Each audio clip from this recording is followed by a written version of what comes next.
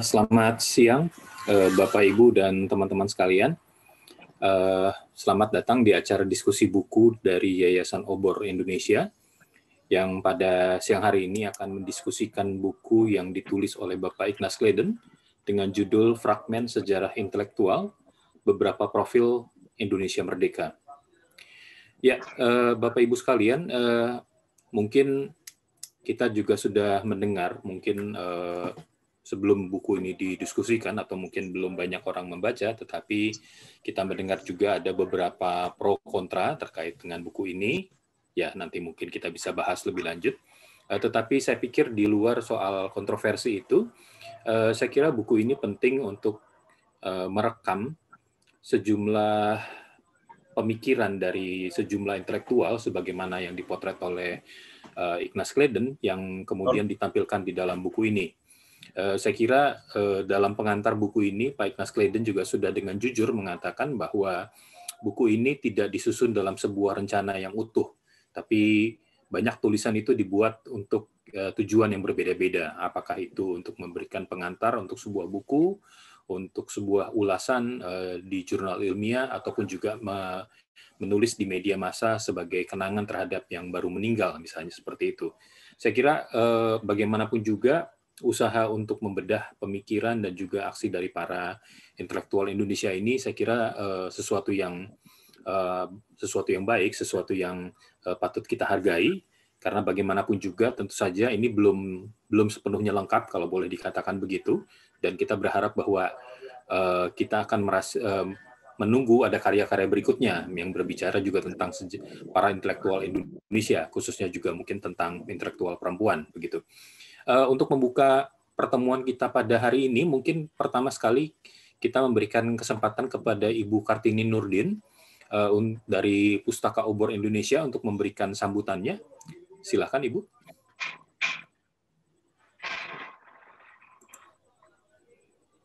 Baik, terima kasih, Mas Hari. Assalamualaikum warahmatullahi wabarakatuh. Selamat siang, salam sejahtera untuk kita semuanya. Om Swastiastu, Namo Buddhaya, salam kebajikan, Rahayu. Yang kita hormati Bapak Hilmal Farid, PhD, Direktur Jenderal Kebudayaan Kementerian Pendidikan. Yang saya hormati Dr. Riwanto Tirto Sudarmo yang akan membedah karya Ignas, Fragmen Sejarah Intelektual, Beberapa Profil Indonesia Merdeka. Yang saya hormati Dr. Ignas Kleden, sahabat dan penulis Obor. Yang saya hormati Mas Ignatius Haryanto, kandidat dokter, yang akan memoderatori acara siang hari ini. Serta hadirin semuanya yang saya hormati, terima kasih banyak telah menyempatkan waktu hadir pada diskusi siang hari ini. Alhamdulillah kita semuanya sehat, bisa bergabung melalui Zoom, luar biasa dan suatu kehormatan untuk kami di Obor. Bapak dan Ibu berpartisipasi. Cukup banyak peserta yang mendaftar acara hari ini. Mudah-mudahan bahwa ini suatu pertanda bahwa buku yang Obor terbitkan diminati dan bermanfaat untuk kemajuan kita bersama. Tercatat cukup banyak yang mendaftar memang mengikuti acara ini dari berbagai daerah.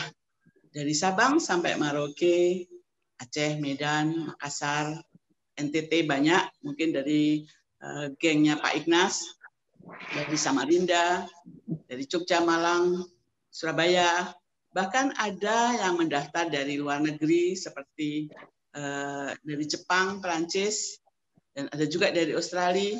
Oh, ada Pascal ya, juniornya Ignas, ya, dan dari berbagai kalangan, mahasiswa, dosen, guru, peneliti, penulis, pegawai, sampai pejabat, dan banyak lagi.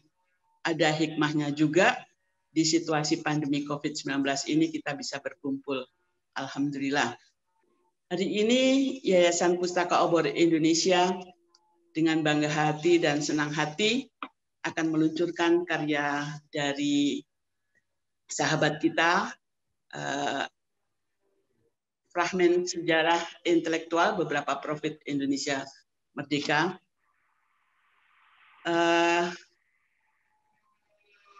Yang karya ini merupakan berupa kumpulan tulisan seperti tadi disampaikan oleh Mas Ignatius, kumpulan tulisan yang pernah terbit seperti prolog, pengantar, sebuah buku, dan ceramah-ceramah yang dilakukan oleh penulisnya, tulisannya di berbagai surat kabar dan majalah yang dibukukan menjadi sebuah antologi yang pada hari ini diluncurkan berisi fragmen-fragmen sejarah intelektual yang tentu tidak seluruhnya representatif untuk kehidupan intelektual di Indonesia. Ada 17 tokoh yang diuraikan pemikirannya. Semua tokoh yang dibahas dalam buku ini memang mewakili kaum laki-laki. Tidak berarti bahwa kaum perempuan tidak mempunyai intelektual sendiri dalam memberikan kontribusi kepada kemerdekaan Indonesia. Tentu tidak. Meskipun Ignaz mengakui kelemahan dari bukunya dan ditulisnya dalam pengantar atas nama Apologia.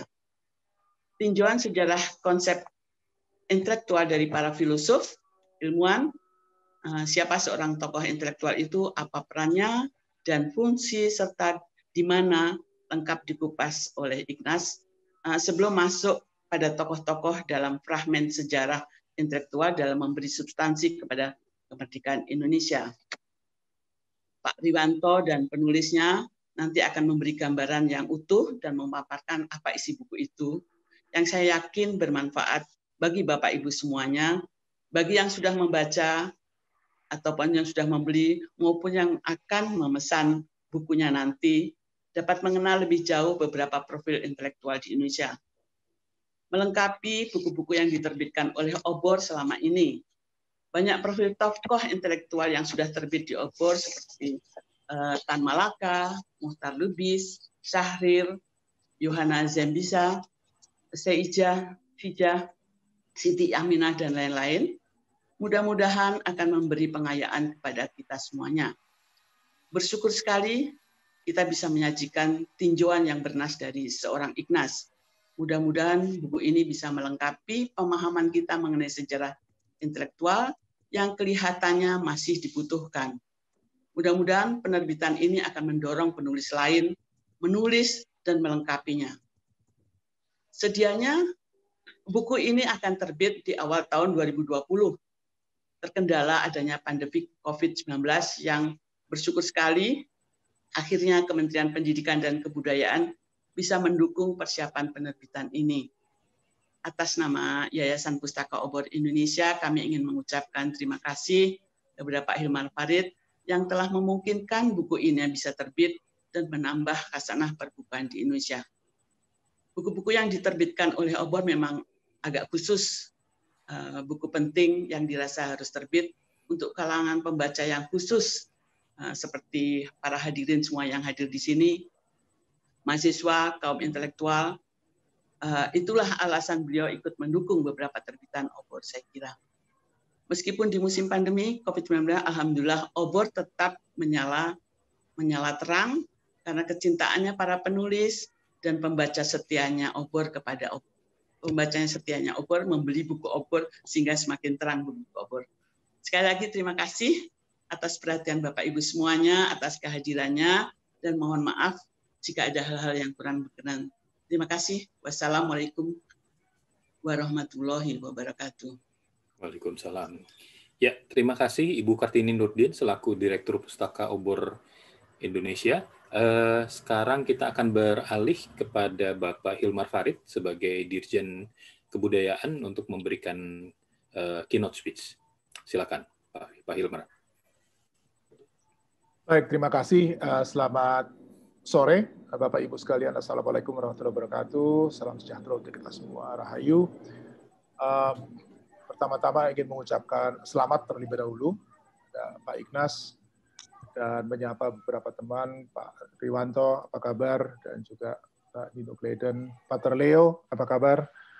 Ini sudah lama nggak jumpa dan sangat berterima kasih ya dan juga bersyukur bahwa akhirnya buku ini bisa terbit. Ya, kita sempat mendiskusikan ini secara cepat di tengah pandemi, nggak pernah ketemu orangnya, tetapi akhirnya bukunya bisa terbit dan saya sangat senang bahwa akhirnya bisa terjadi. Nah, saya tidak akan mengganggu keasikan berdiskusi dengan membuat catatan khusus mengenai bukunya, tetapi kalau saya secara pribadi melihat ya bahwa tulisan yang dikumpulkan di dalam buku ini memang dibuat untuk keperluan yang berbeda-beda. Tapi judulnya ini saya senang ya, fragmen. Ya. Tapi saya juga ingin mengomentari bahwa terlalu utuh sebagai fragmen, ya, tapi terlalu cair sebagai sebuah narasi sejarah. Jadi di tengah-tengah ini mungkin sebagai starting point, kurang lebih saya melihatnya sebagai itu. Hal kedua yang saya senang itu soal pembedaan antara intelektual dan ilmuwan. Ini saya kira sangat mendasar karena kerap kita mencampur keduanya, tidak melihat bahwa ini dua hal yang bisa dikaji secara terpisah. Dan yang ditulis dikumpulkan dalam buku ini adalah dunia pemikiran para intelektual, yang peran sosial, politik, kulturalnya ini sangat menonjol. Sementara peran para ilmuwan atau peran keilmuan dari para intelektual ini sepertinya direlegasi untuk mungkin buku berikut.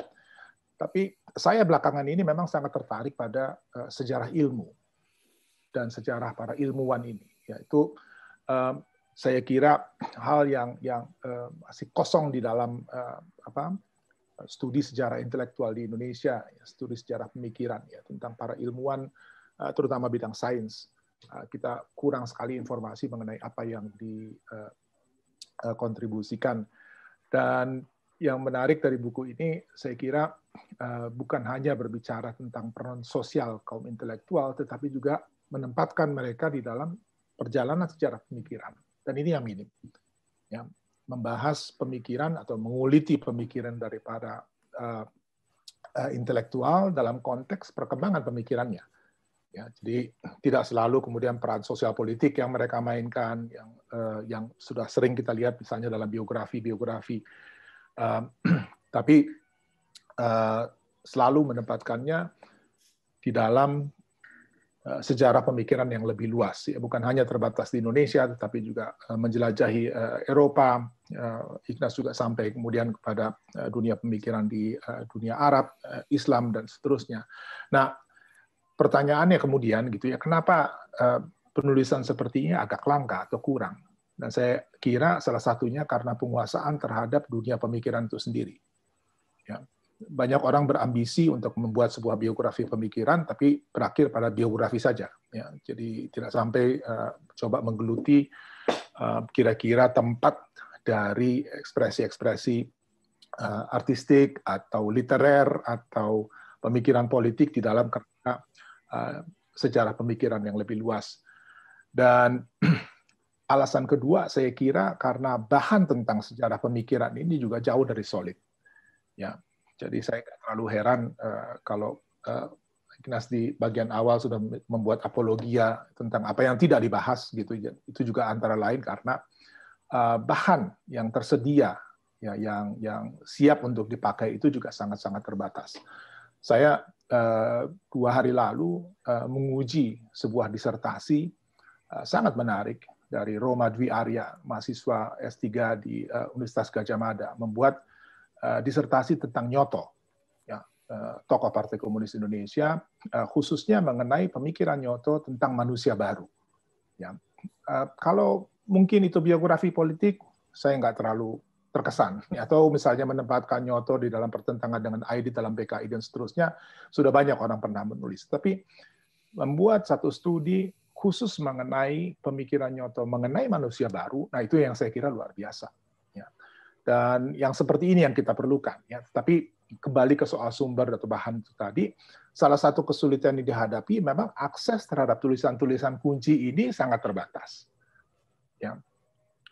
Ya kalau dalam kasus Nyoto ya juga karena banyak bahan sejarahnya sudah hilang gitu ya. Tetapi saya kira dalam sejarah pemikiran secara umum banyak, saya kira saya angkatannya sama dengan Mas Ignacio Saryanto ini, kita dulu banyak menulis di dalam jurnal-jurnal yang sekali terbit sesudah itu mati, ya bukan sekali berarti sudah mati, tapi sekali terbit sudah itu mati.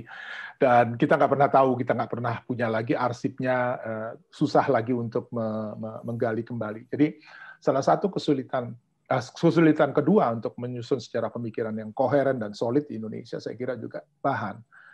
Dan nah ini berbicara sebagai Dirjen, di Direktorat Jenderal Kebudayaan sekarang kita menyediakan fasilitas itu. Ayo kita recover ya bahan-bahan, apakah itu tulisan atau karya artistik atau rekaman suara apapun itu yang bisa membantu menerangi sejarah pemikiran, sejarah intelektual di Indonesia. Itu ada satu fasilitas khusus yang disediakan dulu. Itu melalui forum ini juga, ya ini saya sekalian pengumuman gitu ya, sangat berharap ada proposal-proposal yang menarik gitu ya, yang bisa betul-betul berguna untuk memastikan bahan-bahan tentang sejarah pemikiran, secara intelektual, secara artistik kita ini betul-betul bisa dikumpulkan dengan baik. Hal lain, saya kira membaca beberapa tulisan, jujur saja saya belum selesai bacanya, tapi membaca beberapa tulisan yang ada dalam buku ini, saya juga melihat bahwa biografi para intelektual dan para ilmuwan ini penting sekali. Ya. Biasanya biografi intelektual ya bercampur dengan biografi politik, tapi biografi ilmuwan, ya sosok-sosok ilmuwan Indonesia ini hampir nggak ada kita punya informasi yang cukup. Ya. Sebagai ilmuwan, ya dari segi sejarah pemikiran, ya bukan hanya tentang perjalanan hidupnya, tetapi juga apa pengaruh yang diperoleh dan pengaruh yang kemudian diberikan ya kepada bidang keilmuannya atau di dalam konteks pemikiran yang lebih luas. Ini sangat-sangat penting karena di akhir pengantar yang dibuat oleh Pak Ikhnas untuk buku ini, pengantar yang panjang dan saya kira survei yang sangat baik terhadap begitu banyak segi yang ingin diangkat di dalam buku ini, juga ada pertanyaan ya tentang nasib para intelektual di zaman sekarang. Ya. Apakah akan setia pada janji kemerdekaan untuk melakukan pembebasan dan seterusnya, atau sudah punya banyak ide gagasan yang lain. Nah, kalau membaca biografi para ilmuwan, para intelektual yang juga penuh dengan dinamika, menghadapi tantangan-tantangan yang real, ya kadang-kadang bukan hanya yang datang dari dalam, yang datang dari luar, tetapi juga yang datang secara internal dari dalam, tidak banyak diketahui, sehingga kita hanya kemudian tersisa melihat tonggak-tonggak ya dalam bentuk-bentuk karya di luar sana, tapi belum bisa menggeluti, mendalami dinamika problematik yang dihadapi setiap hari. Ya, dan ini kaitannya banyak, ya, urusannya juga dengan etika, dan banyak pilihan-pilihan moral, pilihan-pilihan politik yang selalu diambil para intelektual kita dari waktu ke waktu. Ya, rekaman mengenai ini dalam bentuk narasi historis yang lebih komprehensif, lebih menyeluruh, saya kira sangat diperlukan. Dan buku Pak Ikhnas ini saya kira sebagai fragmen ya melengkapi potongan gambar yang kita perlukan untuk membuat narasi sejarah yang lebih koheren dan menyeluruh. Saya kira itu sebagai pengantar. Sekali lagi selamat Pak Ikhnas, sahabat lama, atas terbitnya buku ini, dan mungkin apologinya ini perlu dijawab, perlu diteruskan, dan kritik yang muncul perlu diteruskan dengan satu buku yang lain lagi, dan siap mendukung. Oke. Terima kasih. Terima kasih Pak Hilmar Farid sebagai keynote speech pada sore hari ini, dan saya kira sudah memberikan gambaran mungkin buat teman-teman yang belum sempat membaca buku ini ya, dan saya kira juga ini kesempatan kalau teman-teman hendak memiliki buku ini juga bisa mengontak dari Pustaka Obor Indonesia. Nanti akan ada pengumuman di chat, silahkan dibaca kemana Anda bisa menghubungi. Dan hari ini ada diskon khusus 20% buat Anda yang memesan buku ini, jadi silahkan dimanfaatkan begitu ya. Oke, kita akan masuk ke dalam diskusi kita pada hari ini. Ke topik utama kita akan membahas tentang buku dari Pak Ikhnas Gledden ini yang berjudul Fragmen Sejarah Intelektual, Beberapa Profil Indonesia Merdeka. Ya, saya kira Pak Riwanto sebagai pembahas buku ini akan sangat menarik untuk membahas. Saya sudah pernah membaca tulisan Pak Riwanto terkait buku ini di dalam media sosial begitu, dan saya kira mungkin pembahasannya bisa akan lebih luas dari itu. Saya sedikit perkenalkan kepada para audiens sekalian bahwa Pak Riwanto ini dia adalah peneliti senior di Pusat Penelitian Masyarakat dan Budaya Lembaga Ilmu Pengetahuan Sosial, PMB LIPI. Beliau adalah seorang PhD dari Australian National University dalam bidang demografi sosial, dan bukunya banyak bicara tentang masalah demografi. Dan jika Anda juga ingin mengikuti tulisan-tulisan beliau, bisa cek di situs kajanglako.com, yang di situ saya kira Pak Riwanto banyak sekali menulis tentang sosok intelektual Indonesia kontemporer, ya. Saya kira jadi ini bisa nyambung dengan bahasan di dalam buku Pak Ignas Gledden ini, begitu. Saya persilakan Pak Riwanto untuk membahas buku ini, silakan.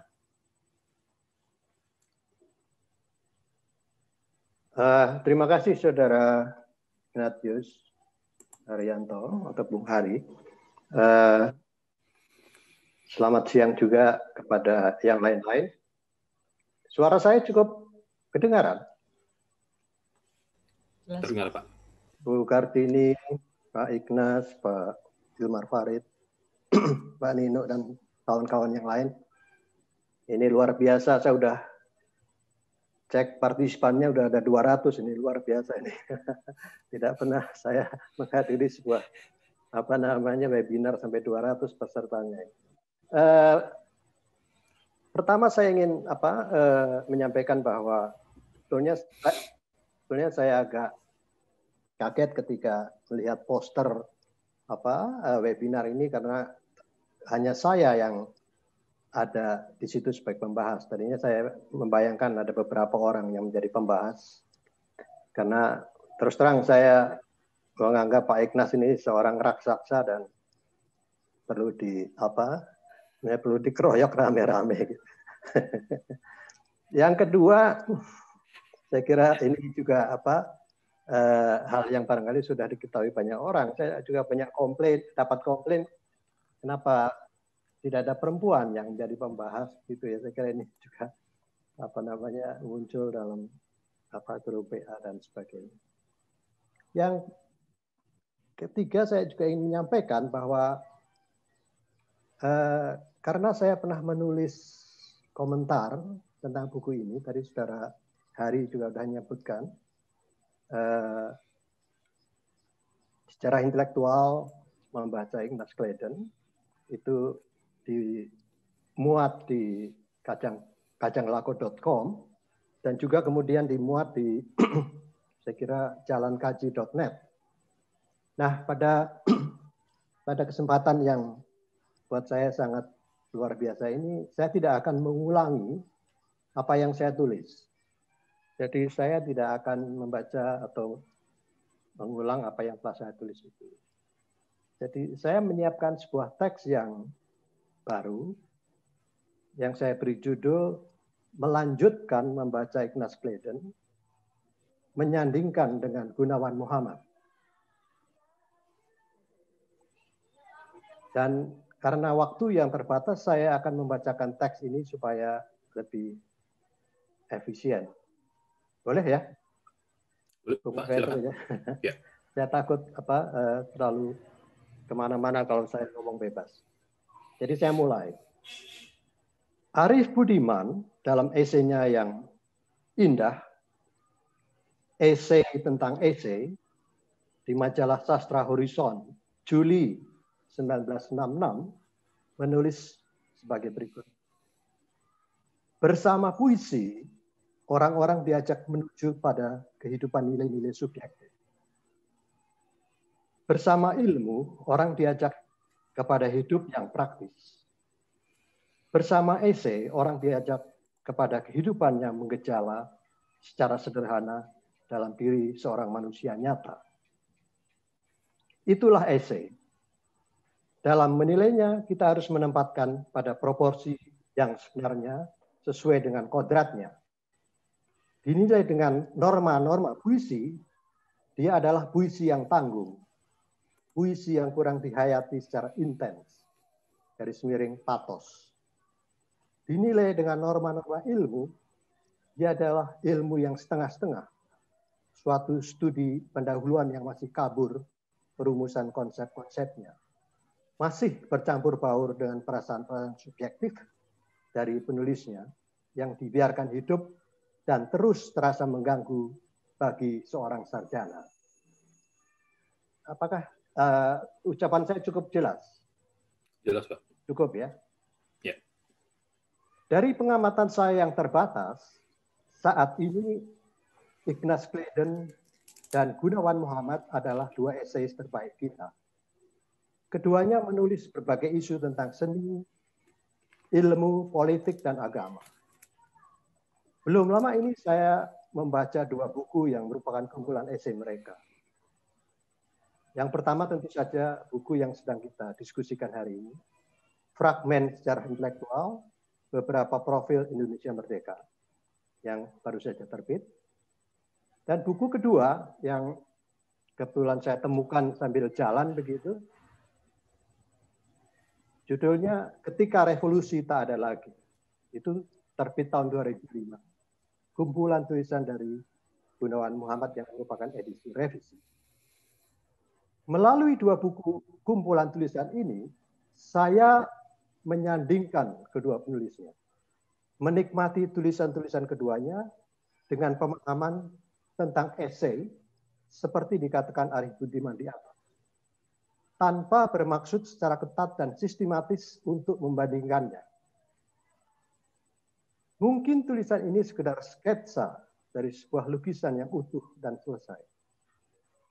Saya adalah pembaca yang berusaha menilai esei, mengikuti anjuran Arif Budiman, yang kalimatnya berbunyi, dengan norma-norma esei, sehingga dia akan tampil dengan segala kesegaran, perhiasan-perhiasan dirinya, bagai bunga yang bangga ketika mekar pagi hari. Meskipun dari waktu penerbitannya kedua buku itu terpaut 15 tahun, namun jika dilihat waktu esei-esei itu terbit sebagai tulisan lepas, bisa dikatakan semasa. Antara tahun 1966 sampai tahun 2011, sekitar setengah abad setelah kejatuhan Soekarno. Pada buku Gunawan Muhammad, tulisan tertua tentang penyair Saini KM, diterbitkan pada tahun 1966, dan yang terakhir tentang Pramudia pada tahun 2000.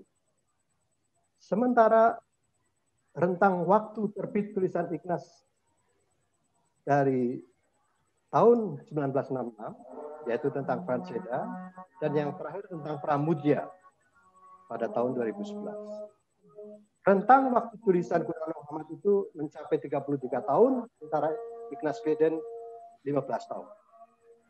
Buku Ignaz Gleeden berisi 27 tulisan yang dibagi menjadi dua kelompok, politik dan seni. Sementara buku Gunawan Muhammad berisi 32 tulisan yang pengelompokannya terasa lebih longgar dibandingkan dengan cara pengelompokan dalam buku Ignaz Gleeden. Secara kebetulan, kedua buku kumpulan tulisan ini memiliki fokus yang sama, yaitu membicarakan sosok-sosok intelektual dengan karya dan pemikirannya. Meskipun seperti buku Ignaz Gleeden memang dimaksudkan untuk mengupas tokoh, ada juga saya kira beberapa esei di dalam. Misalnya, Surat Buat Siapa Saja, dan Jurnalisme Fakta, dan Jurnalisme Wartawan dan Kebudayaan, yang menurut pendapat saya tidak secara khusus membicarakan tentang tokoh. Pada buku Gunawan Muhammad terdapat beberapa esei juga yang tidak menjadikan tokoh sebagai pokoknya. Misalnya tulisan yang dikelompokkan di bagian terakhir tentang seni dan pasar. Jika ada tokoh di sana, misalnya Joko Pekik atau Gundala, tokoh itu bukan pokok karena yang mau ditampilkan adalah setting dan konteksnya dalam hal ini tentang seni dan pasar. Dilihat dari sudut tokoh politik yang menjadi pokok, buku Ignaz Gleeden memperlihatkan jumlah yang lebih banyak. Soekarno, Hatta, Tan Malaka, Syahrir, Gus Dur, dan Franseda. Sementara dalam buku Gunawan Muhammad hanya ada satu tokoh politik, yaitu Syahrir.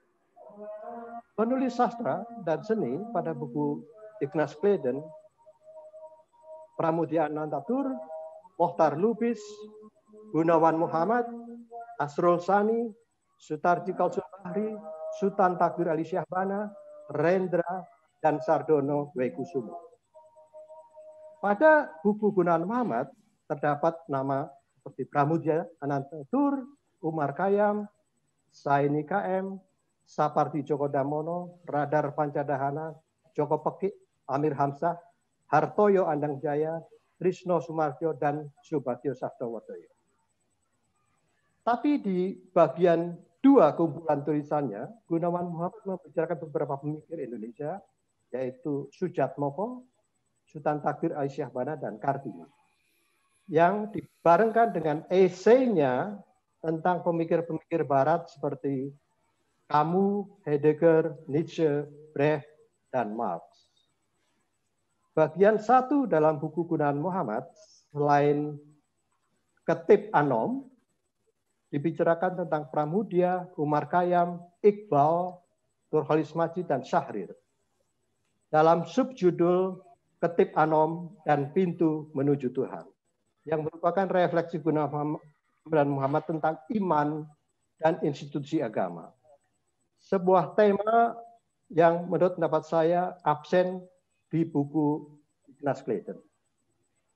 Absennya pemikiran tentang agama dan sosok intelektual perempuan dalam buku Ignaz Gleeden yang sedang kita bicarakan ini menyisakan sebuah pertanyaan tentang sejauh manakah sesungguhnya perhatian Ignaz Gleeden tentang isu agama dan isu perempuan itu.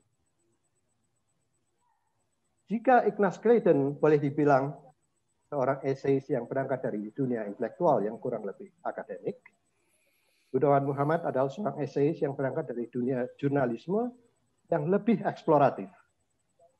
Ignaz Gleeden dalam mengungkapkan pikiran-pikirannya memiliki strategi dan struktur yang lebih sistemik, sementara Gunawan Muhammad cenderung anti-struktur dan anti-sistem. Ini juga dikatakan oleh Ignaz Gleeden dalam tulisannya tentang Gunawan Muhammad, yang sayang saya tidak tahu kenapa tidak dimuat dalam kumpulan buku yang sedang kita bicarakan ini. Mungkin latar belakang pendidikan formal ikut menentukan di sini. Ignaz Gleeden memakai metodologi yang cenderung scientific, sementara Gunawan Muhammad cenderung intuitif dan mengikuti panggilan rasa hatinya. Gunawan Muhammad sejak muda telah terbiasa mengekspresikan rasa ingin tahunya melalui puisi, sementara Ignaz Gleeden terbiasa menyalurkan rasa ingin tahunya melalui analisis. Filsafat bagi Ignaz Gleeden adalah bagian dari metode analisisnya, sementara bagi Gunawan Muhammad, filsafat adalah bagian dari pemuas kerinduannya akan sesuatu yang tak terjangkau. Bagi keduanya, bahasa adalah jalan dharmanya. Distingsi antara Ignaz Gleeden dan Gunawan Muhammad, 2 eseis terbaik kita saat ini, juga tampak terlihat dari tradisi asal mereka. Ignaz Gleeden adalah Flores yang Kristen Katolik, sementara Gunawan Muhammad adalah Jawa yang Islam pesisiran. Keduanya menyerap Barat dengan taklid dari tradisi yang melatar belakanginya. Ignaz Gleeden bisa dibilang luluh dalam Barat yang datang bersama kekristenan, sementara Gunawan Muhammad mampu menegosiasi Barat dengan kejawaannya yang Islam. Mungkin ini juga yang membuat Ignaz Gleeden lebih cocok dengan Sultan Takdir Aisyah Bana, seperti terlihat dari 3 tulisannya tentang STA di dalam bukunya, yang juga luluh dalam Barat. Dibandingkan misalnya dengan Sujatmoko yang seperti Gunawan Muhammad menggenggam tradisi Jawa yang membuatnya tidak luluh dengan Barat. Tulisan panjang Ignaz Gleeden tentang Sujatmoko memperlihatkan kedekatan keduanya. Meskipun Ignaz Gleeden tetap memperlihatkan sikap kritis terhadap Sujatmoko. Bagi saya, Sujatmoko memiliki tema tertentu yang selalu muncul dalam tulisan-tulisannya. Dan Ignaz Gleeden menyebut tema itu adalah otonomi dan kebebasan. Dan saya sangat setuju. Dibandingkan dengan Sujatmoko, Ignaz Gleeden justru belum memiliki tema tertentu dalam tulisan-tulisannya. Adalah juga menarik bagaimana Pramudia, seorang Jawa yang lebih barat daripada Sujatmoko dan Gunawan Muhammad, ditatap oleh Ignaz Gleeden dan Gunawan Muhammad. Dalam buku Ignaz Gleeden hanya ada 1 tulisan panjang tentang Pram, yang ditatap dari tetralogi novel Burunya. Sementara dalam buku Gunawan Muhammad ada 3 esai tentang Pram.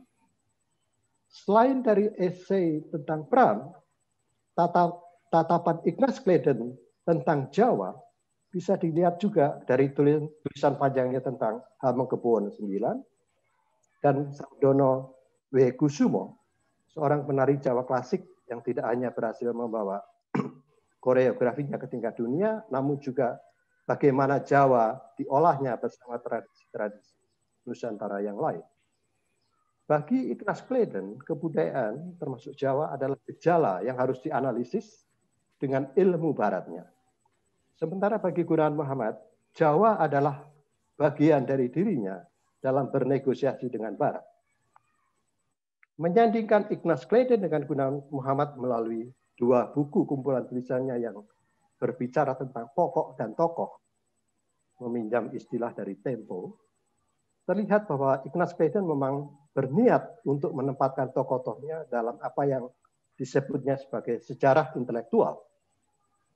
Sementara Gunawan Muhammad tidak memiliki niat seperti itu. Kumpulan tulisan Gunawan Muhammad tidak dipertautkan dengan sebuah tema tertentu. Meskipun judul Ketika Revolusi Tak Ada Lagi tentu bisa ditafsirkan sebagai mengandung maksud tertentu.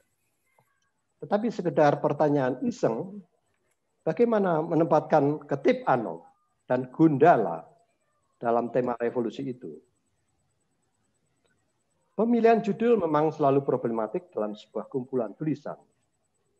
Saya merasa kata sejarah dalam tanda kutip dalam judul buku Ignaz Gleeden cukup mengganggu. Sejarah mengandaikan adanya empiri dan kronologi. Dan karena itu memang perlu rigorousness.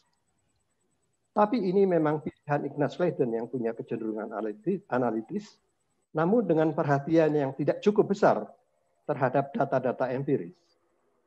Ketika membahas Tan Malaka, tidak ada referensi misalnya pada studi Hari Puse yang 5 jilid bukunya telah diterbitkan oleh Obor. Ketika mendiskusikan intelektual, Ignaz Gleeden juga sama sekali tidak menyinggung buku tebal karya Daniel Daginge tentang cendekiawan dan kekuasaan. Sebuah kajian terkuat sejauh ini, pendapat saya, tentang peran intelektual di zaman Orde Baru. Tapi akhirnya sebuah pertanyaan, apa yang membuat esai Ignaz Gleeden dan Gunawan Muhammad menjadikan mereka sebagai esai terbaik kita saat ini? Ketika saya menggunakan kata kita di sini, jelas saya melakukan sebuah ketidakadilan. Saya secara subjektif telah melakukan klaim terhadap sesuatu yang mestinya harus diperdebatkan ketepatannya. Tapi saya kira saya sedang berusaha untuk menulis esai, sesuatu yang pada dasarnya bersifat subjektif. Sekian, terima kasih. Terima kasih Pak Riwanto untuk ulasannya, dan saya kira ada banyak sekali poin yang menarik untuk nanti dibahas lebih lanjut. Setelah ini saya akan memberikan kesempatan kepada Pak Ignaz Gleeden untuk merespon baik apa yang disampaikan oleh Pak Riwanto dan juga mungkin kritik-kritik di luaran yang tertuju kepada buku ini.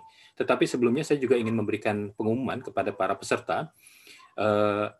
Saya mungkin tidak akan membuka sesi secara khusus tanya jawab dalam bentuk lisan, tetapi mereka yang ingin bertanya silahkan menuliskan pertanyaannya secara singkat di dalam kolom chat. Nanti sesuai dengan waktu yang tersedia saya akan membacakan secara urut pertanyaan-pertanyaannya. Mudah-mudahan bisa dijawab semua, tetapi mohon maaf juga kalau misalnya nanti tidak bisa semua direspon. Pak Ignaz Gleeden silahkan untuk merespon sejumlah poin tadi yang sudah disampaikan oleh Pak Riwanto dan juga komentar-komentar lain. Silakan Pak.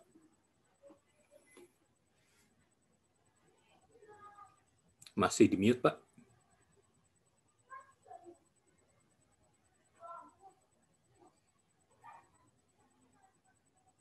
Suaranya belum keluar.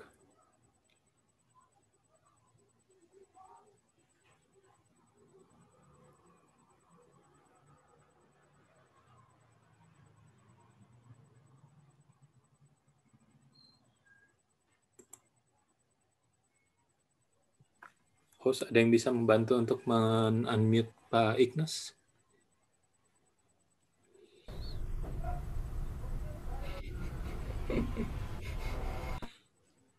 mute-nya. Ya, oke. Sekarang Jadi, sudah kedengar, Pak. Ya. Silakan Pak Ignas. Iya,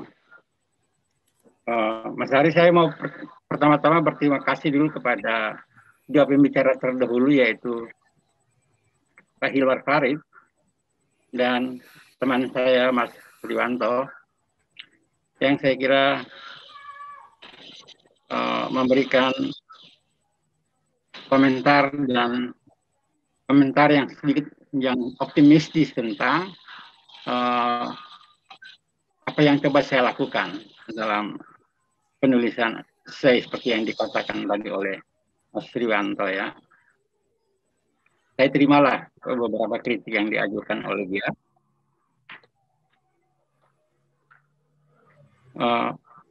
Tetapi yang saya mau katakan adalah kenapa saya secara instinktif tertarik untuk menulis tentang sejarah intelektual.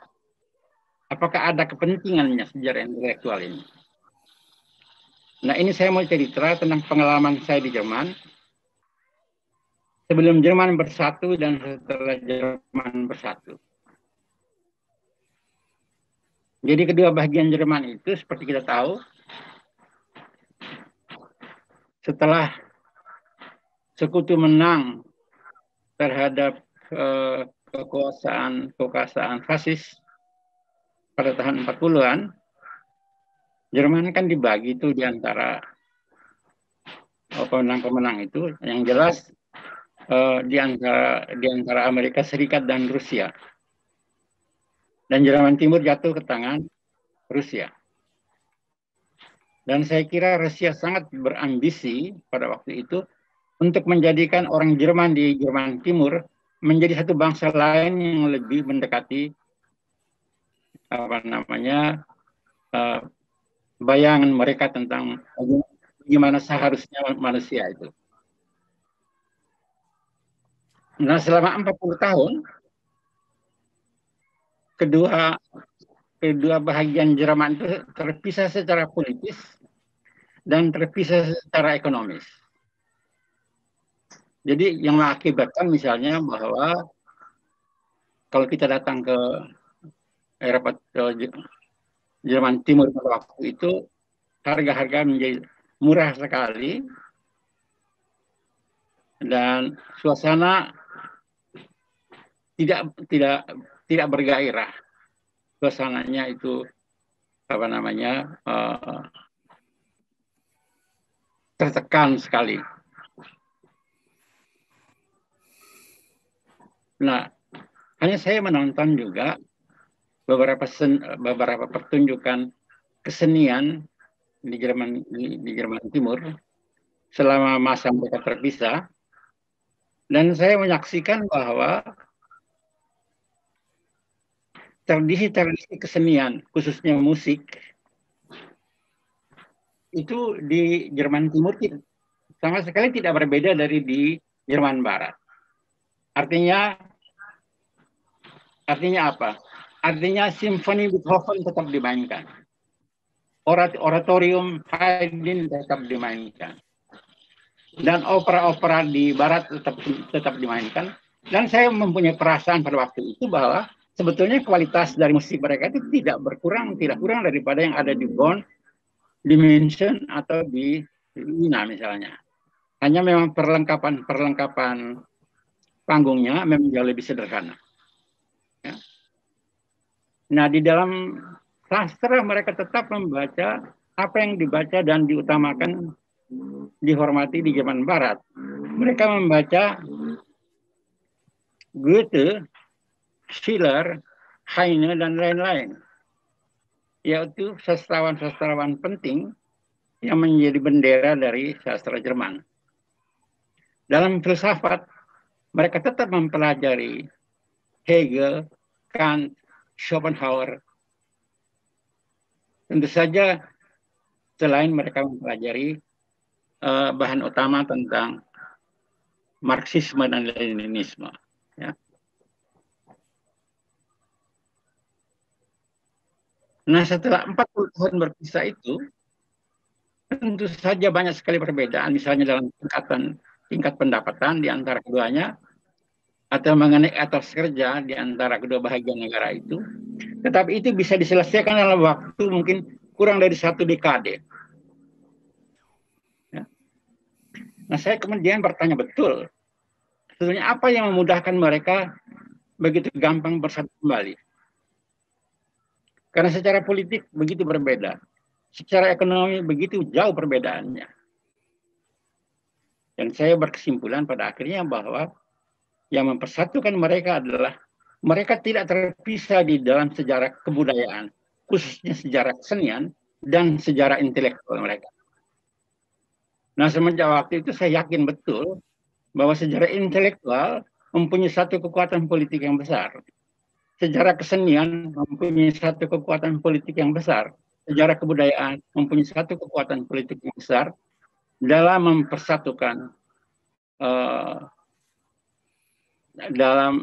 mempersatukan kedua belah negara itu, kedua bahagian itu kembali, dan menjadikan kedua bangsa itu dengan mudah saling mengerti sekalipun pada awalnya mengalami beberapa kesulitan. Ya.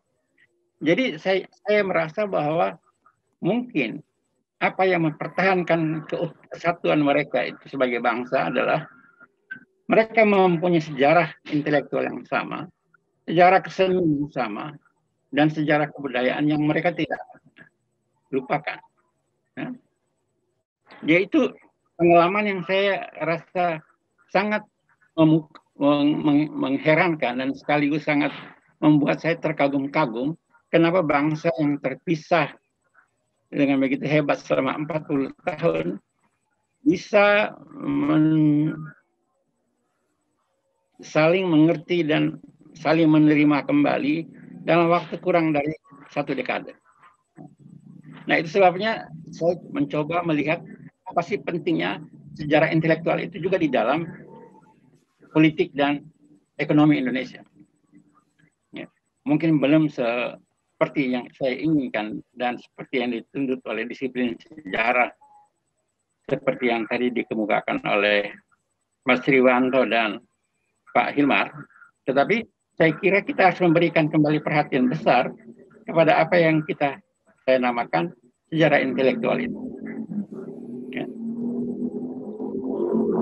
Nah, daripada saya ngomong tentang detail yang banyak, saya ingin mempertanyakan apa sebetulnya intelektual atau siapa itu intelektual. Nah, tadi Pak Hilmar juga mempersoalkan soal itu. Nah, saya melihat bahwa salah satu jalan untuk menjelaskan peran dan fungsi kaum intelektual adalah melihatnya dalam hubungan dengan peranan ilmuwan. Ya. Nah, saya mencoba merujuk kembali ke filosof Rusia Immanuel Kant yang mengatakan bahwa seluruh filsafat dia yang luas itu sebetulnya mengajukan 3 pertanyaan yang dia coba jawab dalam beberapa buku. Ya. Yaitu pertanyaan pertama adalah apa yang dapat saya atau kita ketahui. Pertanyaan yang kedua adalah apa yang harus saya atau kita lakukan. Dan pertanyaan yang ketiga adalah apa yang boleh saya harapkan. Nah, saya tinggalkan pertanyaan nomor 3 dan saya hanya kembali ke pertanyaan pertama dan kedua tersebut. Nah, pertanyaan pertama itu kan pertanyaan epistemologis ya. Pertanyaan tentang pengetahuan yang menjadi pekerjaan para ilmuwan, yang menjadi pekerjaan para peneliti, yang menjadi pekerjaan para scholar. Ya. Nah, apa kerjaan mereka? Kerjaan mereka adalah mengumpulkan pengetahuan-pengetahuan yang mereka rumuskan, yang mereka pilih, untuk kemudian membangun suatu sistem yang kita namakan ilmu pengetahuan. Jadi pengetahuan adalah tujuan. tujuan akhir kan dari pekerjaan para ilmuwan dan para peneliti. Nah, cara mereka mencari pengetahuan adalah dengan memakai disiplin yang mereka pelajari di universitas. Dan syaratnya yang biasa mereka terima adalah bahwa dalam bekerja sebagai seorang ilmuwan, mereka tidak boleh melanggar atau melompati batas-batas disiplin yang mereka sudah pilih. Ya. Jadi itu sangat khas pada para ilmuwan dan peneliti. Nah, di pihak lain menurut saya, intelektual itu tidak menjadikan pengetahuan sebagai tujuan dari pekerjaan dia. Tapi dia menerima pengetahuan yang sudah dikumpulkan oleh para ilmuwan itu sebagai fasilitas dan sarana untuk tujuan dia sendiri. Nah, kita bertanyakan, apa sih tujuan mereka? Saya kira tujuannya adalah, jadi ilmuwan menjawab pertanyaan pertama tadi, apa yang dapat kita ketahui? Nah, saya kira intelektual itu lebih berat, cenderung menjawab pertanyaan kedua, apa yang harus kita lakukan? Jadi kalau ilmuwan itu cenderung mengubah semua nilai-nilai itu menjadi pengetahuan, intelektual sebaliknya menerjemahkan kembali semua pengetahuan itu yang dia punya menjadi nilai-nilai yang menjadi dasar komitmen yang dia pilih. Nah, saya melihat jelas sekali itu pada tokoh seperti Einstein. Itu kan mungkin satu ilmuwan dengan otoritas yang paling tinggi yang kita kenal. Baik dalam fisika maupun dalam matematik tinggi. Tapi jangan lupa bahwa dia juga salah satu orang pertama yang menulis dengan keras mengenai kegagalan ilmu pengetahuan dalam menciptakan perdamaian dunia, di mana seluruh umat manusia dapat hidup dan saling memahami dengan baik dan terhindar dari serangan musuh.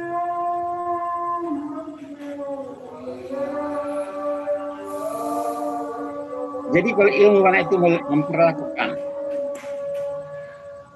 pengetahuan sebagai tujuan, intelektual hanya memperlakukan pengetahuan sebagai fasilitas dan sarana yang bisa dia gunakan untuk tujuan dia. Dan dalam hal itu, seandainya dan banyak intelektual yang sebetulnya mempunyai kualitas sebagai ilmuwan yang terdidik dan terlatih, seandainya pun dia intelektual itu seorang ilmuwan, dia tidak ragu untuk menerobos batas-batas dari disiplin dia.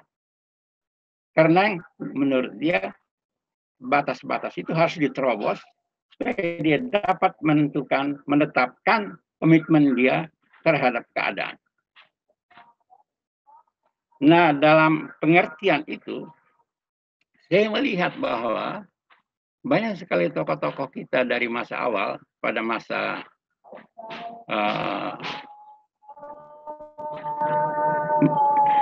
perjuangan kemerdekaan dan sebelum kemerdekaan, saya merasa mereka itu adalah scholar yang sama tingginya mutunya dengan scholar dari universitas manapun di dunia, bahkan dari universitas-universitas yang paling maju di negara-negara maju.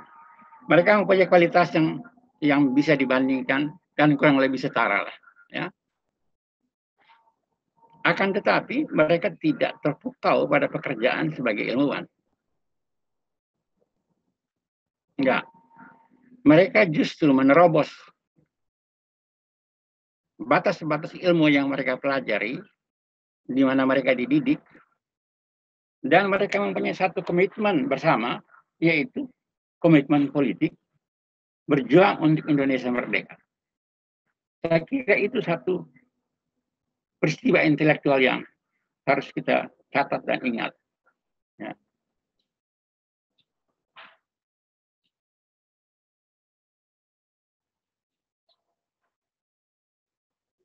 Nah, kembali lagi ke hal yang tadi saya katakan mengenai Einstein.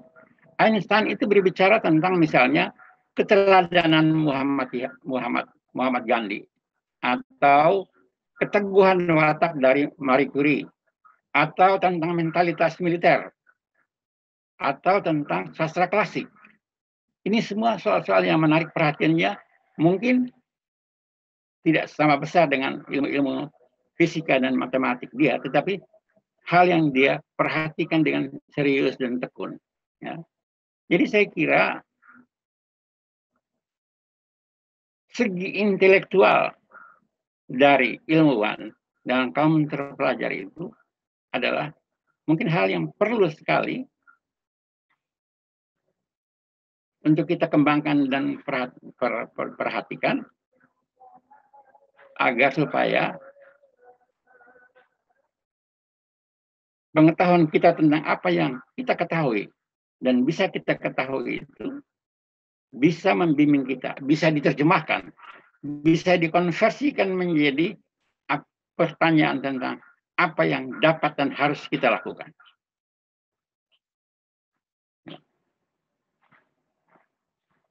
Nah, dalam hal itu kita melihat bahwa perkembangan pemikiran di dunia, khususnya di Barat, itu juga mengalami hal yang dapat kita pelajari. Ya. Misalnya filsafat Jerman, itu filsafat yang sangat spekulatif. Sangat rigoristis, tapi sangat spekulatif. Dalam perkembangan sejarah kemudian, ternyata bahwa di Inggris, semenjak misalnya Francis Bacon dan siapa namanya,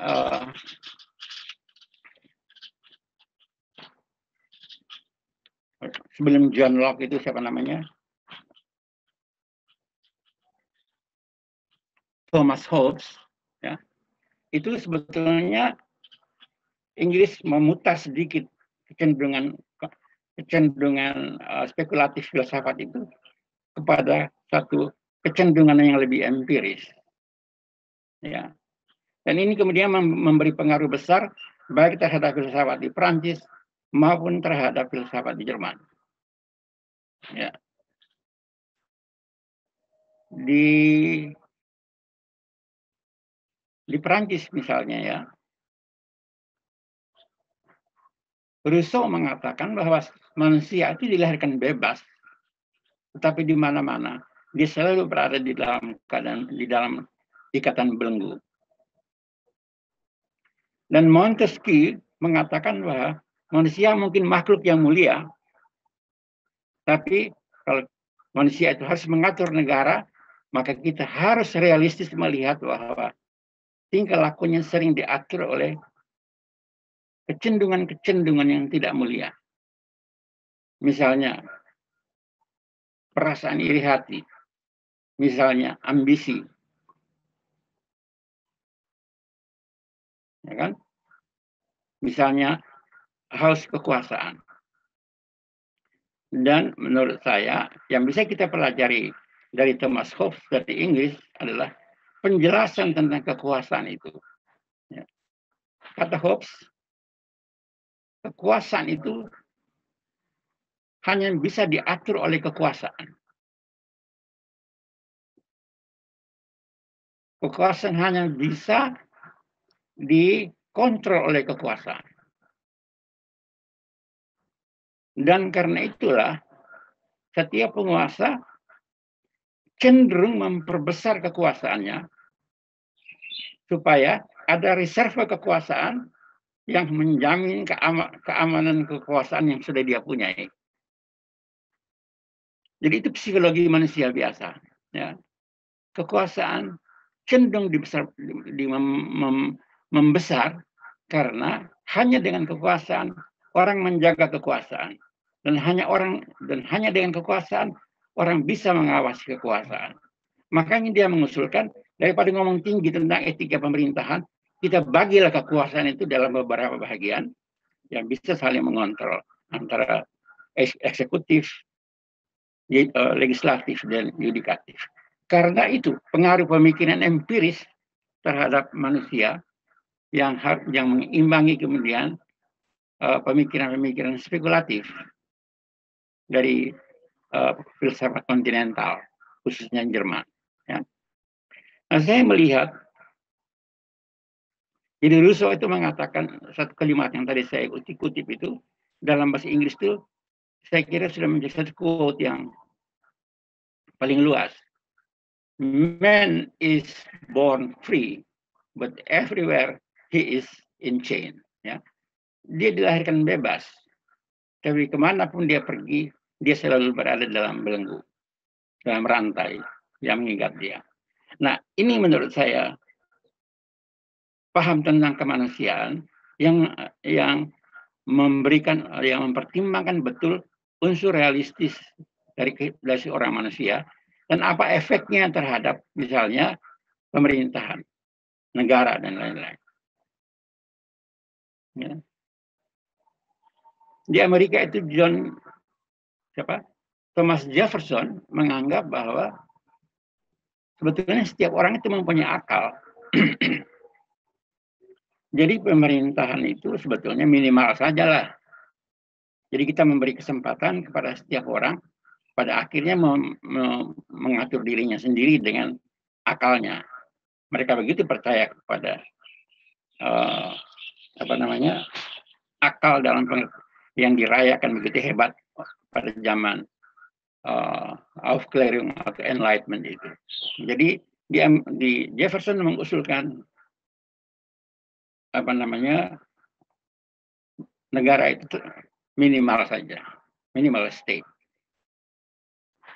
Dan kata dia, pemerintahan yang baik itu adalah pemerintahan yang memerintah sekurang mungkin. Nah, ini kemudian dikritik kembali oleh lawan dia, bukan dari kaum liberal, bukan dari kalangan liberal, tapi dari kalangan filsafat transendentalis yang berkembang di New England pada abad ke-18.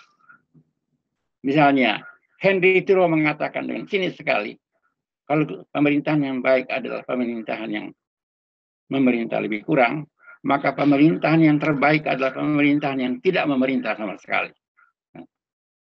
Tapi saya kira debat itu terjadi tanpa menimbulkan pertentangan paham yang sengit. Karena masing-masing mengerti dalil dan perspektif mereka dalam memandang kekuasaan. Ya. Nah, di Indonesia saya ingin menunjukkan beberapa contoh. Ya.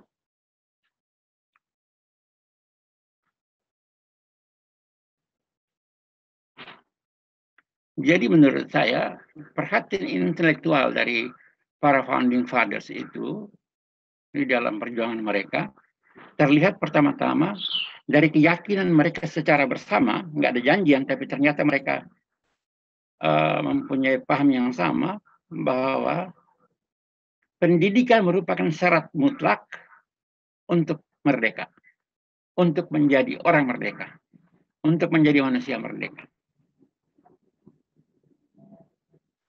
Hanya misalnya di antara Soekarno dan Hatta, Syahrir, dan kemudian di antara Syahrir dan Tan Malaka, itu ada perbedaan tekanan mengenai apa yang harus diperhatikan di dalam pendidikan. Menurut Soekarno, pendidikan itu gunanya adalah mengubah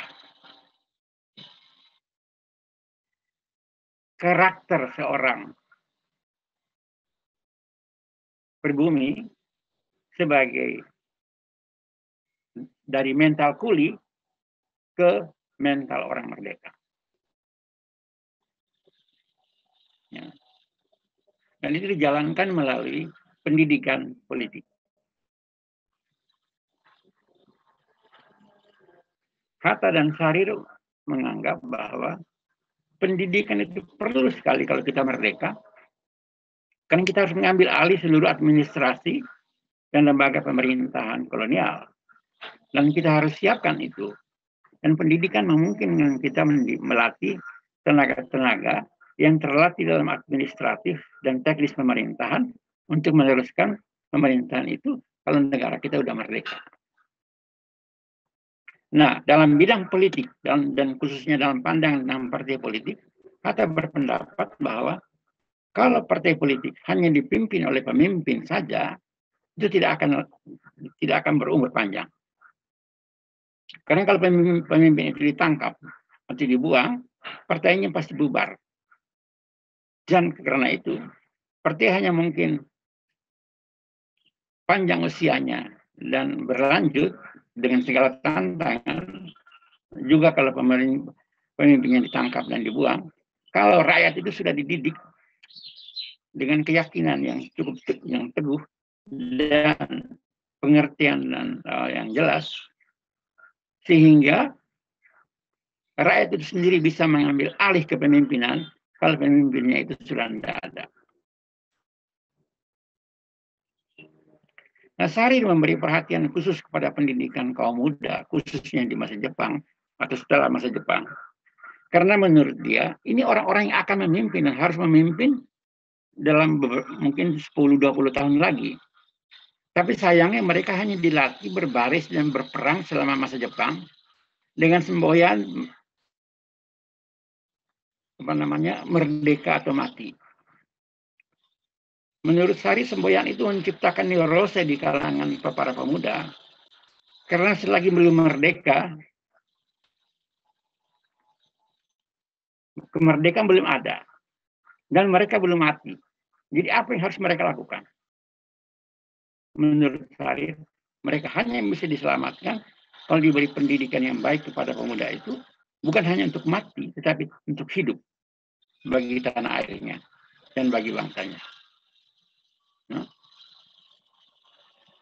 Nathan Malaka itu menurut saya mempunyai pendidikan khusus untuk anak-anak kuli perkebunan tembakau di Delhi.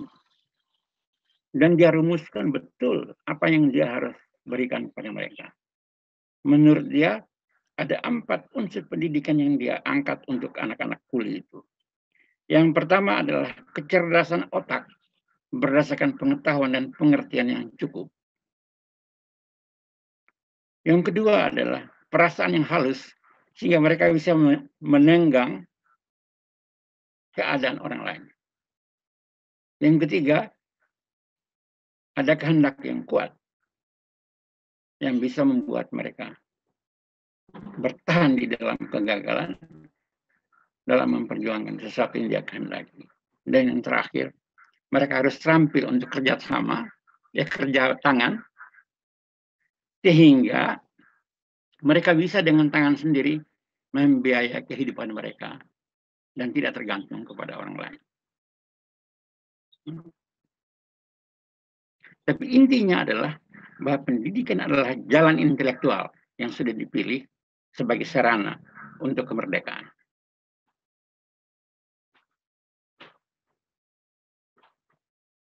Mengenai penjajahan, mereka mempunyai anggapan bahwa penjajahan itu ada 2. Ketergantungan di bawah, ketergantungan pada kekuasaan asing, dan kedua, ketergantungan kepada kekuasaan berbumi yang masih berorientasi feodal. Ini 2 hal yang menjajah. Tapi kita jangan lupa bahwa hal yang sangat gemilang dari Kartini pada usia yang muda ialah bahwa dia memajukan suatu soal baru dalam penjajahan, yaitu patriarki kaum laki-laki. Dan pada usia yang sangat muda, dia berjuang menentang diskriminasi itu. Nah, kata dia di dalam bukunya itu mengatakan, ya kami juga manusia, berilah kami kesempatan dan kami akan menunjukkan bahwa kami bisa melakukan. Tapi apa yang dia inginkan itu kan tidak tercapai selama hidupnya. Ya. Jadi saya kira aspek yang sangat penting dari kehidupan dan perjuangan Kartini adalah menyadarkan kita bahwa selain 2 aspek yang menjajah itu, yaitu kekuasaan asing dan kekuasaan pribumi yang feodal, masih ada kekuasaan laki-laki yang cenderung menjajah perempuan karena tidak ada keadilan gender dan tidak ada kesetaraan gender. Kalau kita pakai istilah yang sekarang ya. Laki-laki mempunyai hak yang jauh lebih banyak dan perempuan mempunyai beban yang jauh lebih banyak.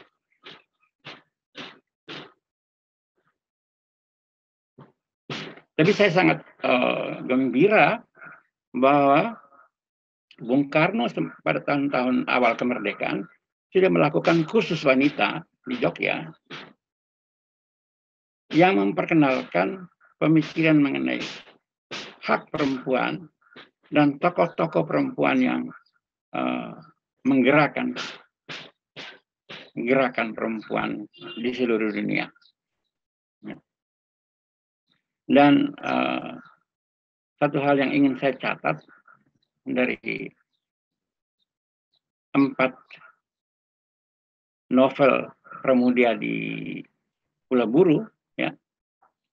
Kalau Anda baca keempat novel itu, Anda akan lihat satu hal yang menurut saya cukup dilebih-lebihkan secara berat sebelah, bahwa Pramudia sangat memuja perempuan di dalam novel-novelnya dan membuat laki-laki menjadi tokoh yang gagal dan tidak berarti. Ya. Jadi misalnya Van Heut sebagai gubernur jenderal, itu dia hanya mengerti memperluas daerah kekuasaan Hindia Belanda. Selebihnya dia tidak punya apa-apa. Ya. Pemimpin perkebunan seperti Herman Melema, ya. Dia hanya mengajar Nyai Ontosoro dengan baik, tapi dia sendiri selain memimpin administrasi perkebunan, sebetulnya pribadi yang tidak begitu mempunyai keunggulan yang menonjol. Jadi kalau Anda lihat dari jilid ke jilid, kita bisa sebutkan berbagai perempuan yang menjadi bintang dalam setiap jilid itu. Ya. Nyai Ontosoro dalam jilid 1 misalnya, itu adalah bintang. Karena dia menjadi orang yang menerima keadaan yang dijual oleh orang-orang tua, tetapi tidak hancur, tapi menggunakan kesempatan sebagai nyainya seorang penguasa perkebunan untuk belajar berbagai hal, mulai dari bahasa Belanda, kemudian surat menyurat dagang, kemudian mengorganisasi pekerja dan seterusnya, dan kemudian dia mendapat modalnya sendiri yang cukup. Ya. Contoh yang lain lagi adalah ibunya Mingke. Ya. Ibunya Mingke itu adalah seorang perempuan yang hanya mengenal kebudayaan Jawa. Dan dia selalu bertanya kepada Mingke, kapan kamu menulis sesuatu di dalam bahasa Jawa? Karena Mingke kan menulis dalam bahasa Belanda, kemudian dalam bahasa Melayu, tapi tidak menulis dalam bahasa Jawa. Nah, meskipun dia tidak mengerti seluruh kelakuan anaknya, dia tetap mencintai Mingke dengan sepenuh hati. Sementara bapaknya Mingke betul-betul menyembah orang-orang perkebunan supaya bisa mendapat kenaikan pangkat dan lain-lain. Jadi kemudian tokoh-tokoh perempuan seperti misalnya Princess van Kasiruta, ya, dia muncul sebagai perempuan yang terdidik, menjadi istri Mingke yang ketiga, kalau saya yakin yang ketiga, dan ini sebagai anak dari raja di satu daerah di Maluku, terlatih untuk berduel dengan senjata, termasuk senjata api. Dan pada waktu Mingke diserang di Bandung oleh sekelompok orang yang ingin melumpuhkan gerakan dia, tiba-tiba si penyerang Mingke ini diserang oleh seorang perempuan yang berpayung dan sempat menembak mati satu orang dan 2 atau 3 orang lagi lain dilumpuhkan. Jadi inilah tokoh-tokoh perempuan yang menurut saya membuktikan bahwa ada kecenderungan besar pada Pram untuk memuliakan perempuan, ya, dibandingkan dengan laki-laki yang semuanya bukan merupakan tokoh yang mengesankan. Mohon maaf, Pak Ignas. Paparannya mungkin boleh 2 menit lagi? Karena ada cukup banyak Mas, yang ingin bertanya kepada Pak Ikhnas. Oke. Bisa, Mas, bisa. Ya. Jadi, kembali ke soal kita yang tadi saya Soal perempuan. bicarakan, bahwa perempuan, memang saya tidak mencantumkan tokoh perempuan di dalam tokoh-tokoh yang saya uraikan ya.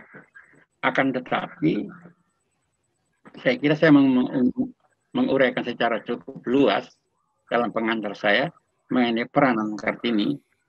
Ya. Dan saya ingin merujuk kembali ke Pramudia yang merupakan bab terakhir dari buku saya, yang betul-betul bukti bahwa perempuan dimuliakan secara literer di dalam keempat novel itu dibandingkan dengan laki-laki. Ya. Nah, jadi ini juga menurut saya contoh bagaimana seorang novelis ya, bisa menerjemahkan kepandaian literer dia untuk menulis novel untuk menyampaikan satu keyakinan dia yang bersifat dalam tanda petik ideologis. Di situ menurut saya orang seperti Pramudia mempunyai peranan sebagai intelektual dan bukan hanya sebagai penulis novel. Saya kira saya berhenti di sini, Mas Hari. Ya. Banyak terima kasih untuk kesabaran mendengar saya sore ini. Terima kasih Pak Ikhnas untuk responnya dan juga memberikan kerangka yang lebih dalam terkait dengan buku yang ditulisnya. Dan saya kira 73 halaman yang ditulis sebagai pengantar buku ini membahas banyak sekali aspek yang terkait dengan intelektual, baik dalam konteks intelektual di Barat maupun di Indonesia, begitu ya. Nah, pertama saya mau tanya dulu dengan pihak host nih dari Pustaka Obor, apakah kita akan memperpanjang waktu? Karena kalau menurut jadwal kita harus selesai jam 4 sebenarnya. Apakah ada perpanjangan waktu mungkin 30 menit misalnya? Boleh, Pak. Boleh? Ya, silakan.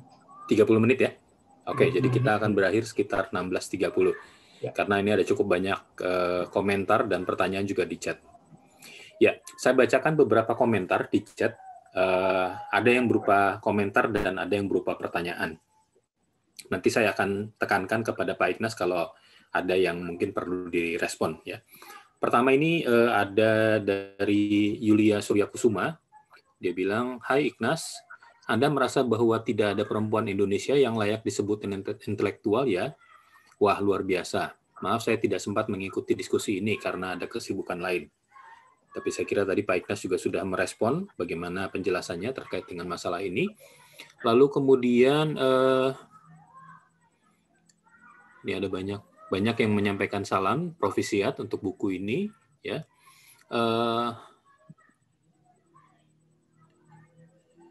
Sebentar saya cari yang betul-betul memang merupakan pertanyaan sebentar. Ya, ini ada pertanyaan dari Yohanes Adventura. Menjadi intelektual di Indonesia adalah menempuh sebuah jalan sunyi. Apakah benar demikian, Pak Ikhnas Gledden? Itu pertanyaan pertama. Yang kedua,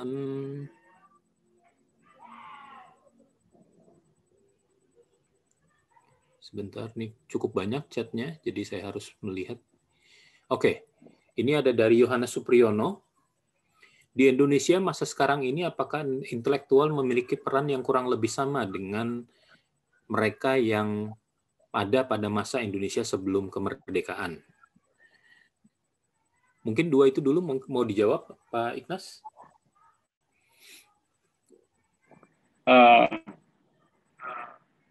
Untuk Yulia, halo Yul.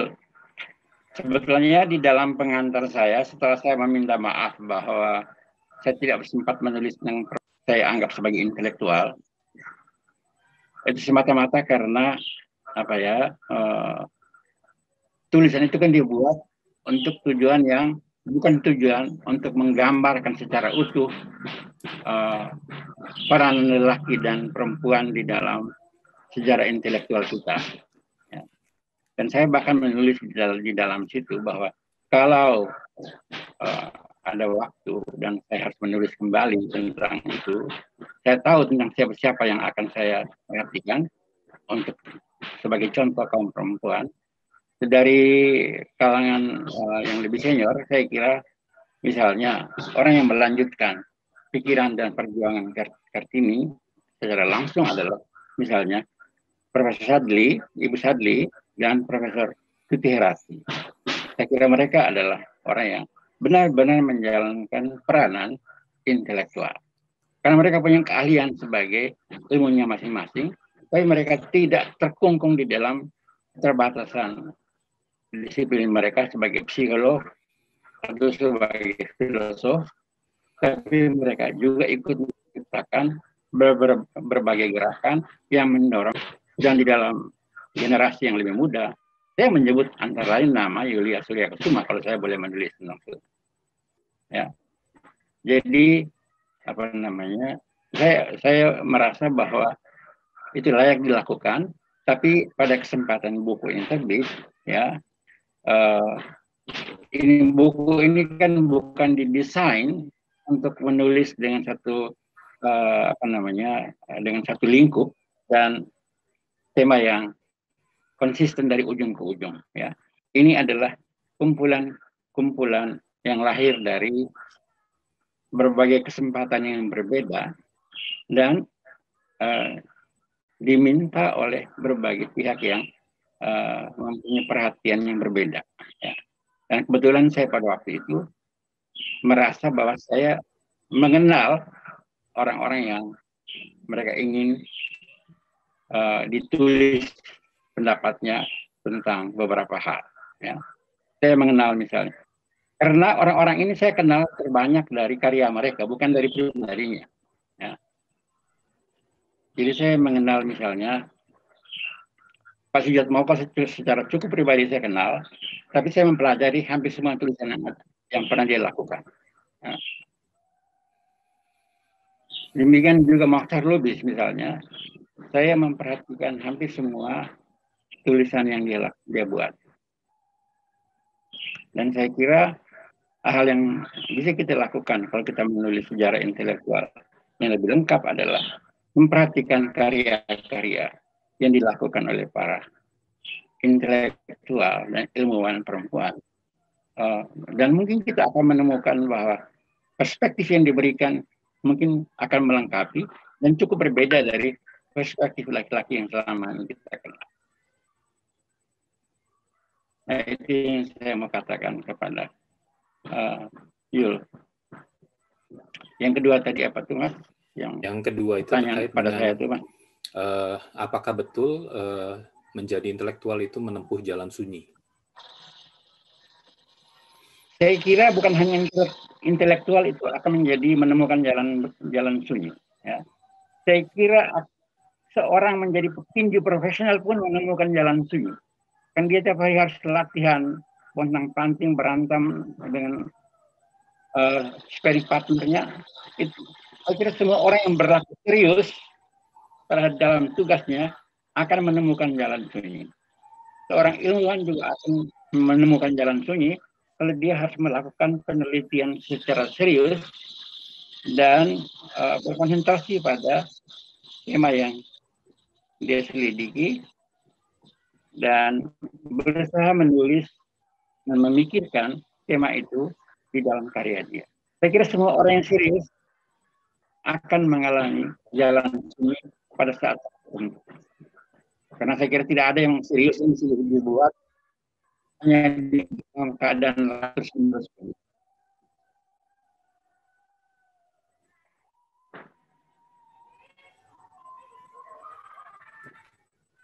Iya, Mas. Mari. Karena oligarki itu mempunyai kekuatan yang besar sekali, yang seringkali tidak bisa diimbangi oleh kemampuan pihak lain untuk memperbaiki keadaan. Jadi mungkin sekali pada suatu saat kita harus berbicara dengan sangat apakah oligarki itu satu penjajahan oleh kalangan domestik sendiri terhadap rakyatnya. Ini internet sini yang rusak. Ini pakai Itu merah. Begitu Mas Hari.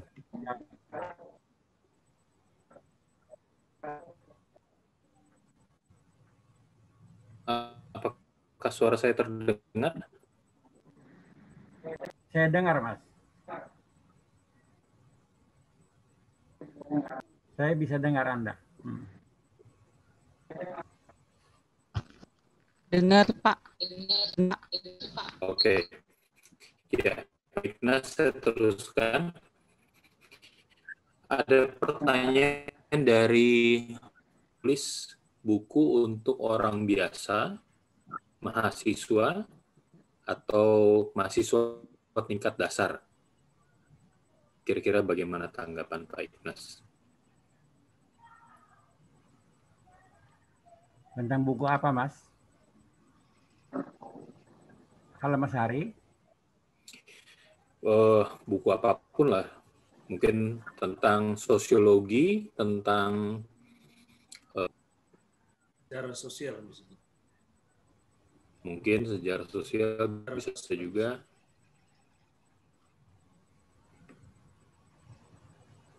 Enggak, saya belum menangkap pertanyaannya, Mas.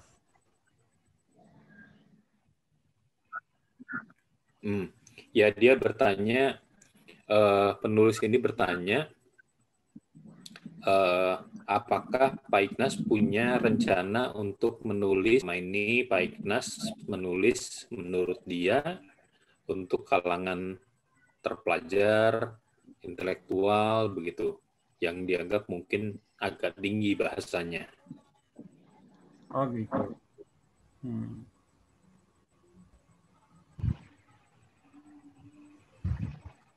Artinya saya berpikir mungkin saya harus menulis satu versi yang lebih ringkas dan lebih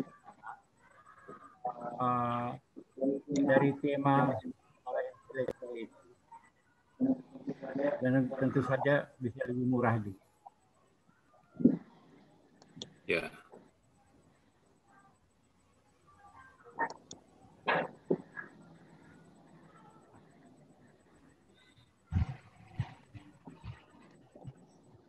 Oke, saya lanjut lagi ya.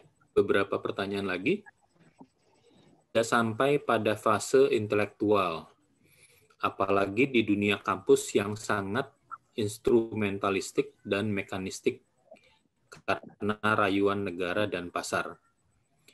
Kalau menurut Pak Ignas, seberapa prihatinkah dunia ilmuwan kampus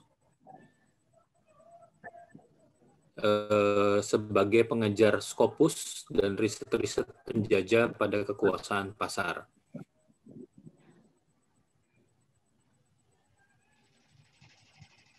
Ya, saya kira Scopus itu merupakan satu tempat yang dianggap bisa menyaring karya-karya ilmu yang makna akademis dan layak diterbitkan. Jadi itu satu forum, ya, Scopus itu satu forum. Akan tetapi, saya kira para dosen akan sangat mendapat kesempatan maju kalau dia bisa menulis sesuatu yang dicatat dalam Scopus.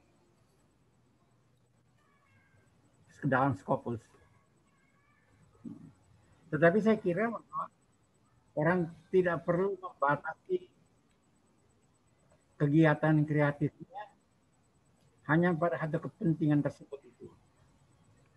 Orang bisa menulis sesuatu yang mungkin bagi peningkatan status akademik universitas tidak banyak artinya, tapi untuk kalangan pembaca mungkin sangat bermanfaat. Dan saya kira itu layak dilakukan.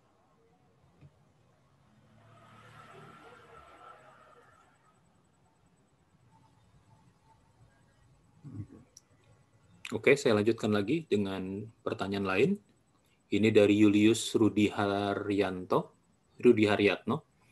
Menurut Pak Ignas, sejauh mana kaum intelektual Indonesia di masa reformasi ini menjawab dan mengimplementasikan dua pertanyaan filosofis? Apa yang harus kita pahami dan apa yang harus kita lakukan?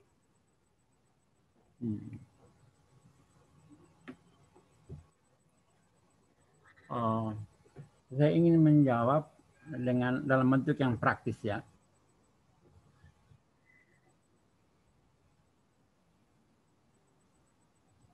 Saya kira kita harus membedakan dengan jelas ya, pertanyaan dari pertanyaan praktis. Ya. Jadi umpamanya begini, Anda seorang peneliti dan misalnya Anda punya teman yang mengusulkan agar Anda membuat penelitian untuk mengantisipasi perempuan dalam sektor publik dan khususnya di dalam politik. Ya. Apa yang harus Anda lakukan? Menurut saya, Anda sebagai peneliti selayaknya menolak permintaan itu. Karena permintaan mengenai meningkatkan peranan publik itu adalah satu persoalan praktis. Apa yang harus dilakukan? Jadi untuk meningkatkan peranan itu tidak penelitian. Tapi dilakukan dengan petisi, dengan bicara di DPR, atau dengan demonstrasi untuk meningkatkan peran perempuan. Jadi tugas peneliti pertama adalah menerjemahkan, mengkonversikan pertanyaan praktik menjadi pertanyaan teoritis terlebih dulu. Jadi yang harus dilakukan adalah meneliti tingkat pendidikan perempuan di suatu daerah. Kemudian pandangan masyarakat setempat tentang peran domestik dan peran publik dari seorang perempuan. Hal yang lain lagi adalah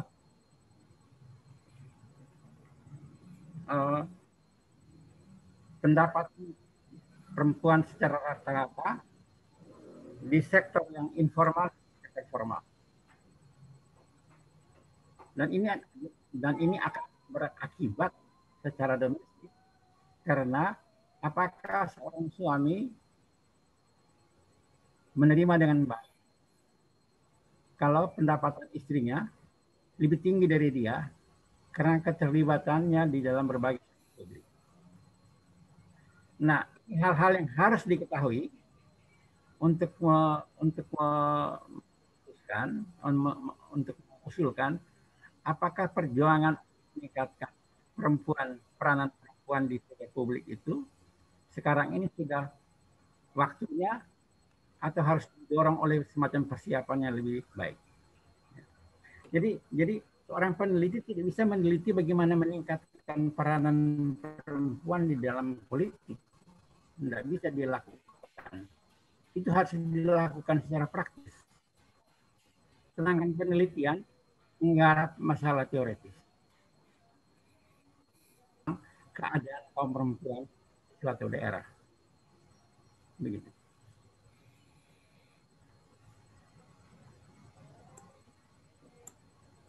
Begitu Mas Ari. Oke. Ya. Oke Pak Ignas, ini saya kira pertanyaan terakhir karena dari sisi waktu kelihatannya kita juga sempit. Saya ambil pertanyaan dari Umi Salamah. Diskusi semacam ini sangat bagus dibudayakan suguhi intelektual yang menggunakan pengetahuan untuk kepentingan politik praktis tanpa diiringi dengan etis. bagaimana meluruskan pembelokan pengetahuan oleh para intelektual yang hanya mencekoki pengetahuan untuk kepentingan politik praktis tanpa etis. Silakan Pak Ignas. Iya. Jadi saya kira risiko kita yang terbesar sekarang yang mengancam sikap intelektual ini adalah kecenderungan yang semakin besar dari politik pragmatis atau pragmatisme politik. Nah, saya kira kita harus mengambil jarak dari semacam ini. Ya. Karena politik memang kehilangan artinya melalui sikap pragmatis seperti ini. Karena politik artinya apa? Artinya berjuang untuk membawa masyarakat ke satu keadaan tertentu yang kita inginkan, yang kita cita-citakan. Ya kan? Dan pragmatisme hanya berurusan dengan memenangkan pemilu, memenangkan pilkada dan sebagainya. Ya. Jadi saya kira kita harus membicarakan kembali dengan serius apakah pragmatisme politik ini membawa bangsa kita menjadi bangsa yang lebih maju, lebih bermartabat, dan semakin dihormati di dunia, atau membawa kita kepada keterpurukan semakin mendalam. Itu yang saya maksudkan. Karena pragmatisme politik sekarang ini udah menjadi pragmatisme yang sangat buruk.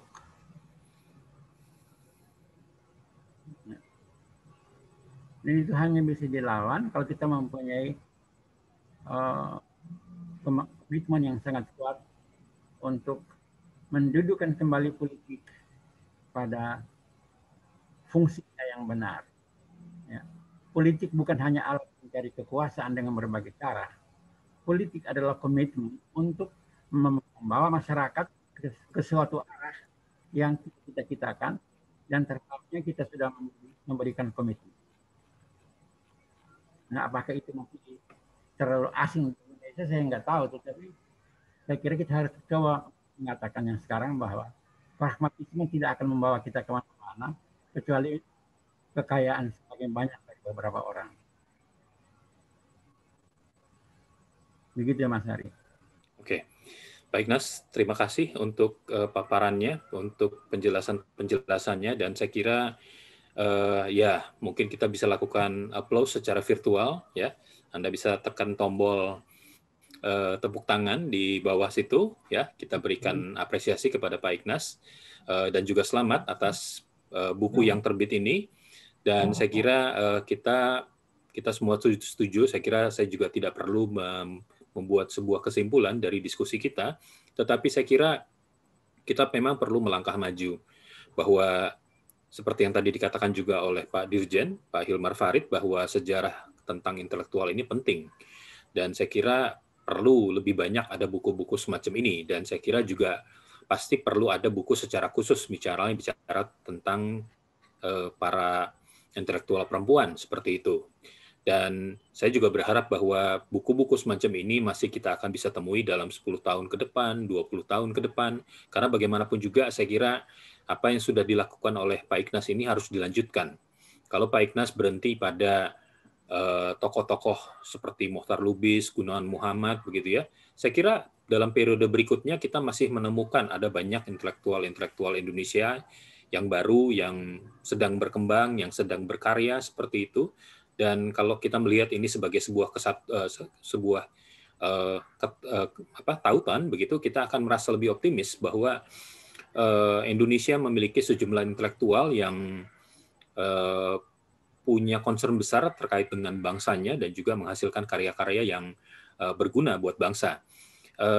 Saya kira saya senang, dan saya kira juga dari pihak panitia dari Pustaka Obor sangat senang bahwa diskusi ini bisa tadi sempat dihadiri lebih dari 240 orang, ya. Dan saya kira itu sesuatu yang menarik dan bagus, karena saya juga bisa melihat ada teman-teman datang dari Aceh, dari NTT, dan dari beberapa tempat-tempat lain di Indonesia.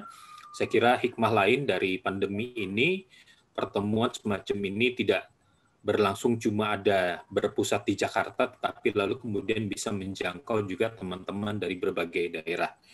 Menutup acara ini, tarik dengan buku ini, silahkan bisa melihat di kolom chat, sudah beberapa kali tadi panitia menyebutkan bagaimana cara Anda untuk bisa mengakses buku ini, dan ada diskon khusus pada hari ini 20%, silahkan. Dan saya kira mudah-mudahan ini bukan ngobrol kita terakhir, dan kita walaupun dalam masih masa pandemi seperti ini tetap di pihak panitia ingin mengucapkan terima kasih terutama kepada Pak Ignas Gleden yang sudah berbagi pengetahuan dan ilmunya kepada kami, kepada Pak Riwanto Tirto Sudarmo yang juga tadi sudah memberikan tanggapan, dan juga kepada Pak Hilmar Farid selaku Dirjen Kebudayaan dari Kemendikbud yang tadi juga sudah memberikan keynote speaker yang terhubung di sini. Dari dimanapun Anda berada, sampai jumpa lagi dalam pertemuan kita yang berikut. Salam sehat buat kita semua. Terima kasih. Selamat sore. Terima kasih juga, Mas. Terima kasih. Terima kasih, sama-sama. Sehat terus, Pak Ignas. Terima kasih, Mas Hari. Anda juga. Terima kasih.